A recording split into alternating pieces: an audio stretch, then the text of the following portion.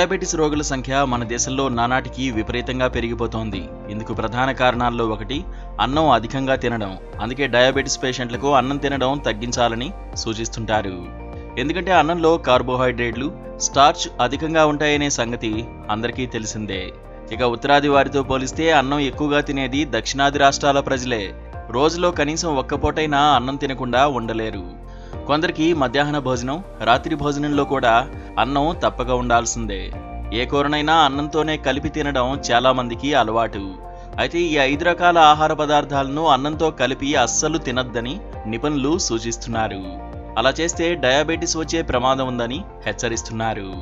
ఆరోగ్య నిపుణుల అభిప్రాయం ప్రకారం అన్నం, రోటీని ఎప్పుడూ కలిపి తినకూడదు. ఈ రెండింటిలోనూ గ్లైసెమిక్ చాలా ఎక్కువగా ఉండడం వల్ల రక్తంలో చక్కెర స్థాయి వేగంగా పెరుగుతుంది. దీనివల్ల మధుమేహం నుంచి ఊబకాయం వరకు అనేక వ్యాధులు సంభవించవచ్చు. అదీకాక ఈ రెండింటినీ కలిపి జీర్ణం చేసుకోవడం చాలా కష్టంగా మారుతుంది. అందువల్ల ఉబ్బరం, గ్యాస్, మలబద్ధకం వంటి జీర్ణ సమస్యలను కలిగిస్తుంది. పప్పు, బియ్యం, సలాడ్ ఒక అద్భుతమైన భోజనం. అన్నంతో సలాడ్ తినడం వల్ల ఎటువంటి హాని లేదు. కానీ జీర్ణక్రియ సరిగా లేనివారు అన్నం, సలాడ్ కలిపి తినకూడదు. ఎందుకంటే అన్నంతో కలిపి పచ్చి సలాడ్ను తిన్నప్పుడు జీర్ణం చేసుకోవడానికి జీర్ణ వ్యవస్థకు కష్టంగా మారుతుంది.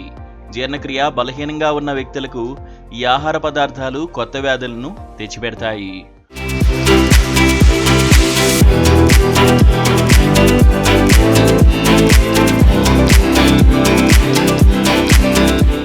బియ్యంతో బంగాళాదుంపలు తినడం ఆరోగ్యానికి అస్సలు మంచిది కాదు.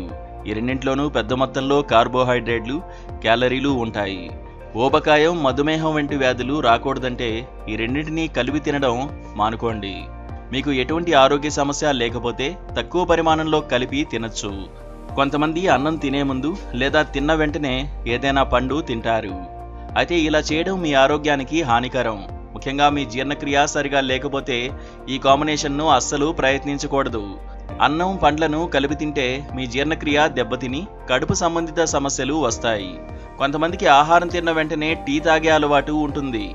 ఈ అలవాటు మీ ఆరోగ్యానికి ఏ విధంగానూ మంచిది కాదు.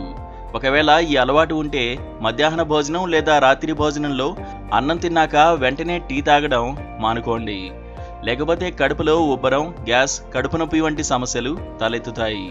ముఖ్యంగా జీర్ణశక్తి తక్కువగా ఉన్నవారు పొరపాటును కూడా ఇలా చేయొద్దు.